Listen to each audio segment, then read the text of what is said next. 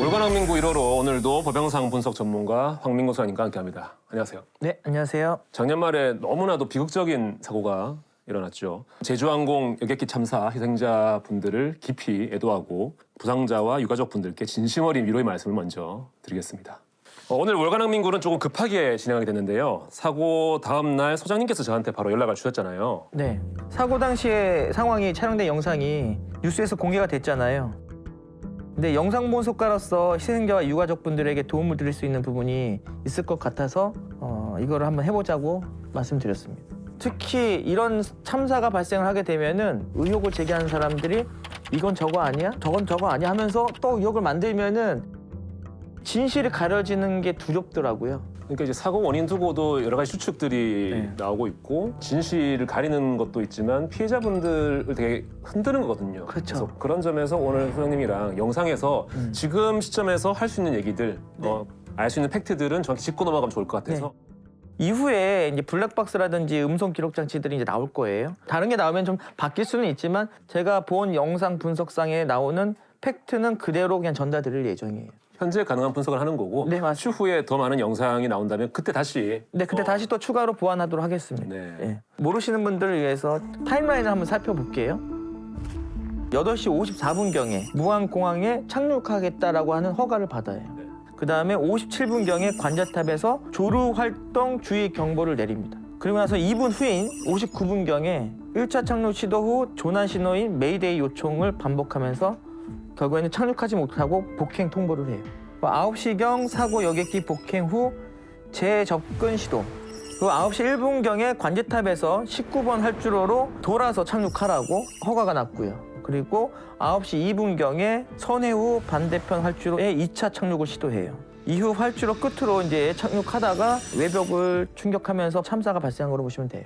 정말 10분도 안 되는 짧은 시간에 네. 발생한 일인데 어떻게 이렇게 많은 사람이 순식간에 목숨을 잃게 됐는지 그 원인을 밝히는 게 가장 중요할 것 같아요. 네, 맞습니다. 그래서 영상 속에 있는 여러 단서들을 조합해서 제가 영상에서 찾아낼 수 있는 것들은 다 찾아내서 오늘 좀 말씀을 드릴 거예요. 네. 근데 첫 번째로 제일 중요한 게 기장님이 메이데이를 요청했을 때 관제탑에 버드 스트라이크라고 말을 했대요.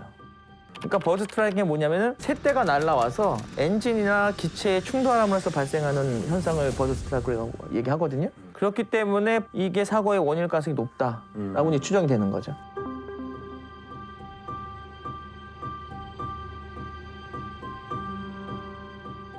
그러니까 이제 버드 스트라이크가 1차적인 원인으로 지목되고 있는데 그거 외에도 항공기가 착륙할 때 바퀴가 내려오잖아요. 그 랜딩 기어.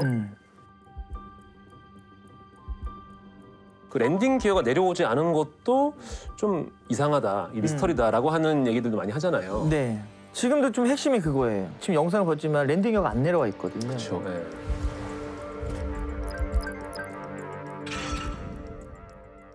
앵글상으로 안 보일 수도 있는 거 아니냐라고 할 수 있기 때문에 착륙 영상을 한번 볼게요. 지금 보는 영상은 사고 여객기가 2차 착륙하는 모습이고 정면으로 촬영된 영상이에요. 제보 영상 화질 개선을 시켰고 네. 착륙하는 순간을 보게 되면 좀 육안으로도 바퀴가 보이지 않죠? 바퀴가 안 보이는데요. 네. 네. 바퀴 보이지 않죠? 그렇죠. 바퀴가 있으면 이렇게 좀 네. 튀어나와 있어야 될 텐데. 네.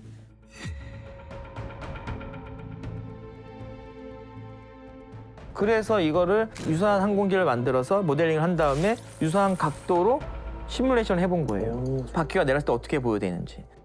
왼쪽이 지금 사고 여객기고요. 랜딩 기어가 내려오게 되면 바퀴가 이 엔진 사이로 튀어나와 있어야 돼요. 꽤 밑으로 내려오네요. 네. 앞바퀴도 보여되는데 지금 보이지 않는다는 건 착륙 시점에 랜딩 기어는 안 내려왔다는 팩트인 거예요. 자, 그렇다면은 랜딩 기어가 내려오지 않는 이유에 대해서 좀 살펴볼 거예요. 네. 이 랜딩 기어만 제대로 펼쳐져 있었어도 사고가 이렇게 나지 않았는데 착륙하는데 기장님이 저거를 내리지 않을 이유가 없잖아요. 그렇죠. 그렇기 때문에 기계적인 결함이 아닐까라는 생각을 좀 들었어요. 이제 다른 영상들을 이제 살펴보면서 아 이유가 조금씩 풀리긴 했어요. 아 그래요? 네네. 이 기계적인 걸 좀 알아야 되는 것 같아요. 그걸 좀 설명을 드릴게요. 네. 이게 유압 장치로 작동이 된대요. 압력을 줘서 이 펴지는 거겠죠. 그 유압 장치가 작동을 하려면은 엔진이 2개 중에 하나는 살아 있어야 된대. 2개가 다 꺼지면 자동으로 되진 않는데. 수동으로는 필 수는 있대. 네. 수동으로는. 근데 다만 자동으로 피려면은 엔진이 2개 중에 하나는 살아 있어야지만 펴질 수 있다라는 게 전문가분들이 말씀하시는 내용들이에요. 제일 중요한 게 우리가 그 하늘에서 이렇게 날아가는 비행기 영상 봤죠?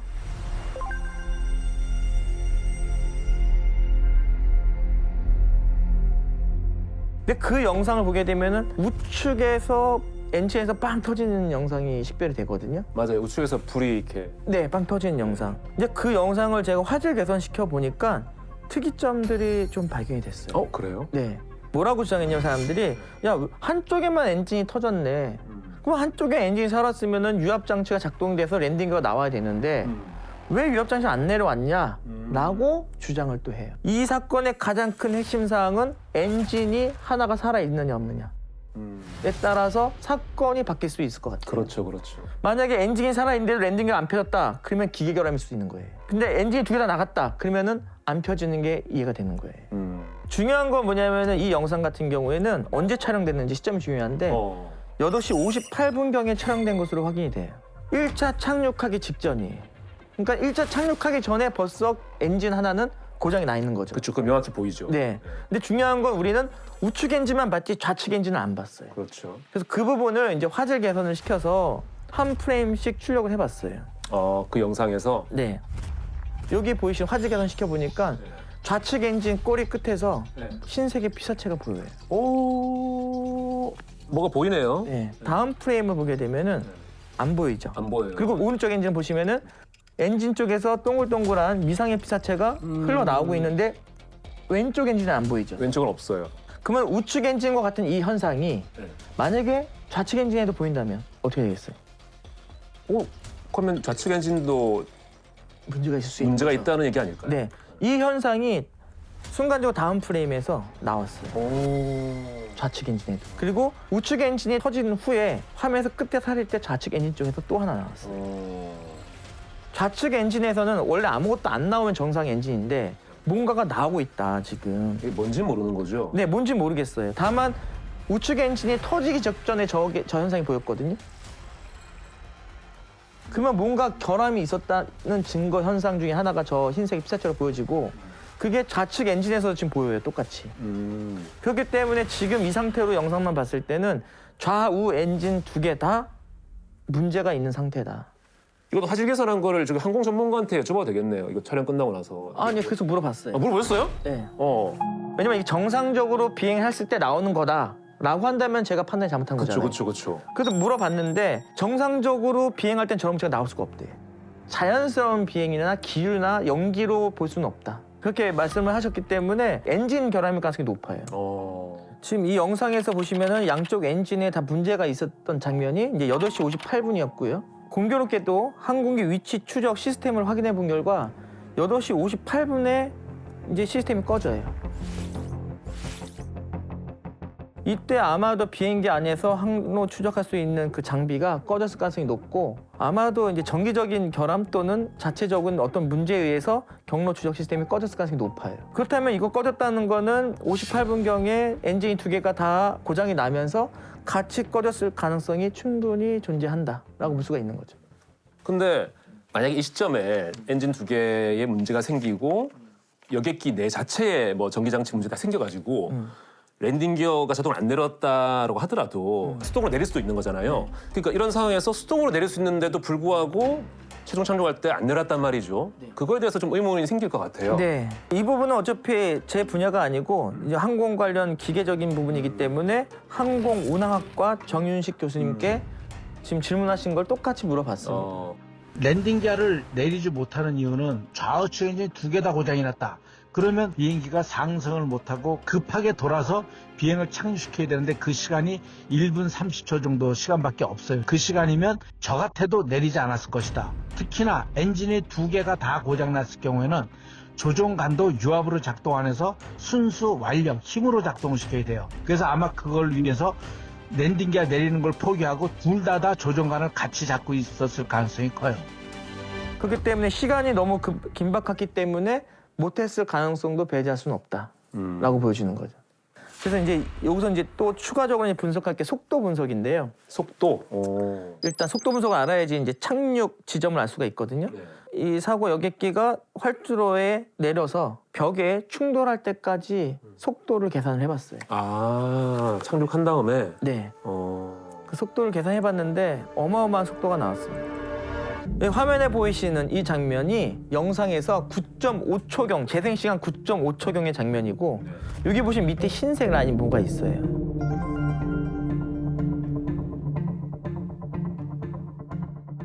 요 구간부터 충돌하는 벽까지 네. 이동한 속도를 계산할 거예요. 이때까지. 이동한 거리와 시간을 통해서. 그러면은 위성 사진상 그 거리를 측정할 수가 있거든요. 아, 위성 사진으로. 네, 그러면은 처음에 이 아까 흰색 있었던 부분이 이 부분이에요. 아, 여기서 벽까지 거리가 694m 정도 돼요. 그러면 이 비행기가 이동한 시간은 약 7.17초예요. 이거를 속도 공식에 대입을 하게 되면은 약 시속 348km/h로 착륙하고 있다고 봐도 돼요. 근데 이 속도에 대해서 시청자분들이 감이 없을 것 같아서 통상적인 저 비행기 기체에서 착륙할 때 착륙 속도가 어떻게 되는지 물어봤는데 약 260km. 260km. 네, 약 1.4배 정도 속도가 더 빨라요. 그렇기 때문에 이 속도를 가지고 역주산을 하게 되면은 비행기가 최초 착륙 지점을 어디서 했는지를 알아낼 수가 있거든요. 최초 착륙 지점이요? 그걸 네. 어떻게 알 수 있죠? 벽제까지 거리가 694.34m. 근데 이전 시점에 348km 정도로 동체 착륙하고 있잖아요, 속도가. 그럼 그 속도로 반대로 처음에 착륙했던 이 꼬리 부분에 스파크가 빵 터질 때가 있어요. 예. 그건 짐에 닿은 거로 볼 수 있거든요. 예.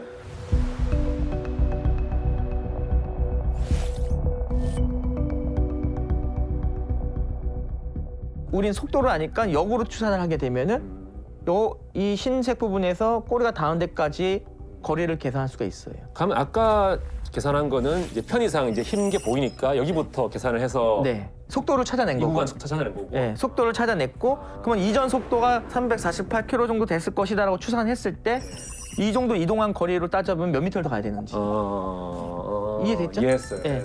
거기까지 시간을 뒤로 환산해 보면은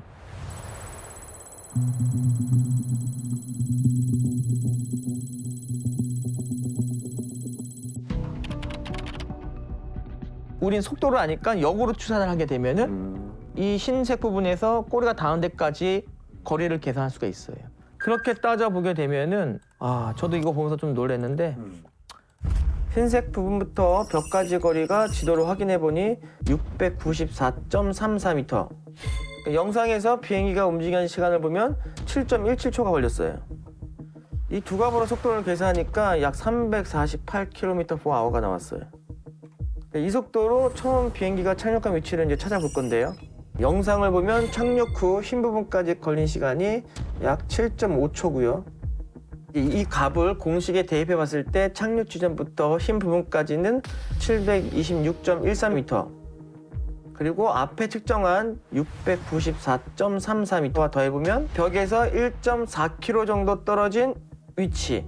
이 지점은 복행을 하고 나서 활주로의 중간 이상을 넘어간 지점이에요.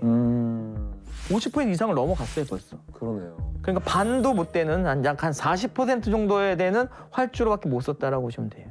정말 엄청난 속도로 달린 건데 그때 제동 장치가 작동을 안 한 거잖아요. 그것도 이제 정확히 밝혀야 될 것 같아요. 했는지 아닌지도 논란이 있을 수가 있어서 비행기를 제동할 수 있는 장치는 랜딩 기어. 근데 랜딩 기어는 앞에 봤어요. 펴지지 않았다는 거. 그 다음에 사이드 플랩. 비행기에서 이렇게. 착륙할 때 뭐가 밑으로 날개에서 위잉하고 밑으로 내려오죠. 공기 저항시킨다고. 그걸 플랩이라고 얘기를 해요. 그 다음에 스피드 브레이크. 뭐냐면은 날개 위에서 위로 이렇게 꺾여지는 거 있어요. 꺾이는 거? 네. 그다음에 마지막으로 리버스 트러스트라고 하는 엔진에서 역추진할 수 있는 장비가 있어요.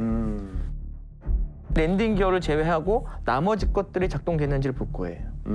확인되나요, 그것도? 네, 확인됩니다. 유사 기종을 3D 시뮬레이션을 해서 플랩이 어떻게 보여지는지 보게 되면은 왼쪽에 있는 게 지금 사고 비행기인데요. 유사한 각도로 놨을 때 사이드 플랩이 작동하게 되면은 밑에 검은색으로 라인으로 이렇게 내려와요. 근데 지금 사고 기종은 내려온 게 없어요. 여긴 지금 일자잖아요, 이렇게. 원래는 일자가 아니고 이렇게 꺾여서 삼각형처럼 생겨야겠죠, 여기가. 삼각형처럼. 나와 있어야 된다. 예. 이것도 보게 되면은 네. 이렇게 밑으로 올라오는 게 있어야 돼요. 아. 예, 이쪽으로 이렇게. 예, 이런 것들이 없어요. 그래서 첫 번째로 이 시뮬레이션 결과가 있을 때는 플랩이 안 내려와 있다. 그 다음에 스피드 브레이크 부분도 똑같은 시뮬레이션으로 유사한 각도를 보게 되면은 여기 보시면은 끝부분 보이죠? 반짝반짝거리는 거. 네네네. 이게 날개 끝부분이거든요. 아. 그럼 날개 끝부분 올라가서 이렇게 검게 시커멓게 음영으로 나와야 돼요. 아, 이건 많이 봤죠, 비행기 탈 때. 예, 없어요. 올라온 게. 스피드 브레이크 작동이 안 됐다. 벌써 3개가 작동이 안 된 거예요. 그러네요. 네, 근데 이 3개의 공통점은 뭐냐? 유압 장치가 작동하지 않으면 이게 작동이 안 된대요. 마지막으로 또 할 수 있는 게 리버스 트러스트라는 게 있어요. 네. 엔진 쪽에서 뒷부분에 장치가 열리면서 역추진을 발생시키는 장비가 있어요. 네. 근데 그것도 엔진이 망가지면 안 되지 않을까요? 근데 영상에는 열려 있어요, 이렇게. 검은 띠, 뭐죠 이게? 이렇게 열려 있는 거. 네. 여기 붙어 있다가 열려요. 역추진할 때. 네. 그럼 작동시킨 거네요? 그래서 이거에 대해서 이견이 분분한데 저도 보니까 이게 착륙할 때 마찰이 생기잖아요. 네. 그 마찰에서도 열릴 수 있는 가능성. 그리고 상공에서 활주하면서 팡팡팡 터졌죠, 우측 엔진이. 네. 터지면서 열렸을 가능성이 있기 때문에 이거는 제가 판단할 수는 없어요. 열려 있다만 판단할 수 있는 거고. 그래서 지금 종합해 보면은 하나도 작동이 안 된 거예요. 야, 비행기는 엄청난 속도로 달리고 있고 제동 장치는 하나도 안 되는 상황에서 네. 이제 활주로는 이제 얼마 안 남았고 네. 이 기장님 포함해서 승객분 포함해서 정말 얼마나 무서웠을지. 네. 네. 영상 보면은 이제 기자님께서 어떻게든지 비행기를 멈추기 위해서 최선을 다한 것으로 보여져요. 그리고 착륙을 했을 때 이 비행기가 수평이 아니고 약간 들려 있어요. 그거를 뭐라 할 수 있냐면 착륙하고 나서 전면부가 지면에 닿은 게 아니고 꼬리만 닿아요.